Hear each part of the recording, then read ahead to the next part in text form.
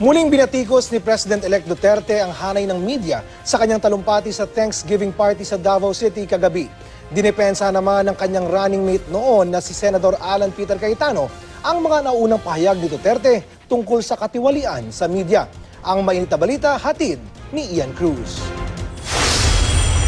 Kaya tila nakita na nila ito nga si Duterte. Yan, si President-elect Rody Duterte ay narito na kasama niya. Tila dumadagundong ang concert grounds ng mabatid ng mga tao na nasa Crocodile Park na si President-elect Rody Duterte bandang alas 8 kagabi. Iba't ibang paksa ang kanyang tinalakay sa kanyang talumpati.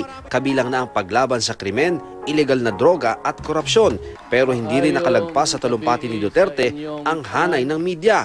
Isa sa ikinagulat umano ni Duterte ang pagtatanong sa kanyang kalusugan, partikular niyang binanata ng media mula sa Maynila. Kamong mga taga Manila, kaning mga reporting para itong manlupig. It's a very impertinent question pa. Binastos. How is your health? Ano ko po? Oh, I'm fine. Where's your medical report? Bastos eh. Ang akala ng taga Maynila, mahadlog po ko ng may boycott. Ala, sige, pag-boycott. O, tanawa, di usara. Gobernador kani. Wala, sila to as gawas to dito layo. Okay, pakialam ninyo. Natapos sa pasasalamat ang talumpati ni Duterte na nagsabing magiging mabuti siyang Pangulo ng bansa. Bago ang talumpati ni Duterte, ang kanyang running mate na si Senador Alan Peter Cayetano muna ang nagsalita sa mga tao. Dinepensahan niya si Duterte sa mga nasabing korupsyon sa media.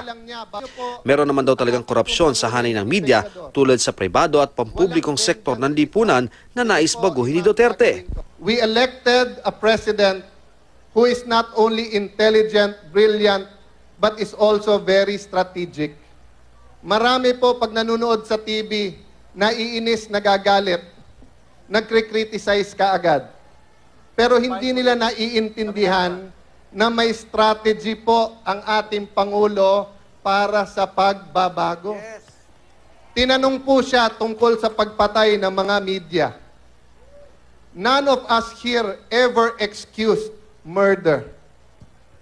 There is only two excuses for killing. One is self-defense.